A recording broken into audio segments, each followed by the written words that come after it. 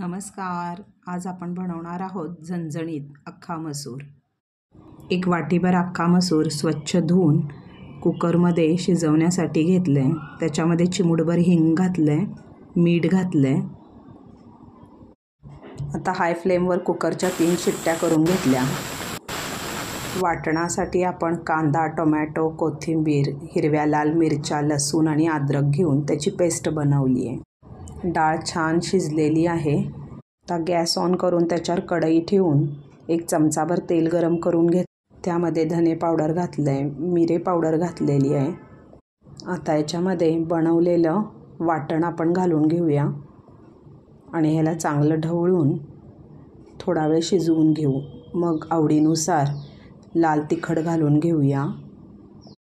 मिक्सरच्या भांड्यात शिल्लक राहिलेले वाटण पाणी घालून मी पुन्हा ह्याच्यात ओतलेलं आहे. आता शिजवलेला अख्खा मसूर ह्यात घातला. त्यानंतर हे सर्व चांगलं एकत्र करून घेऊन दणदणीत उकळी देऊन घ्यायची. मला थोडं मीठ कमी वाटल्यामुळं मी ह्याच्यात थोडं मीठ घातलेलं आहे. आणि त्यानंतर कोथिंबीर घालून अख्खा मसूर भाकरी आणि भातासोबत खाण्यासाठी तयार आहे. संपूर्ण व्हिडिओ पाहिल्याबद्दल खूप खूप धन्यवाद.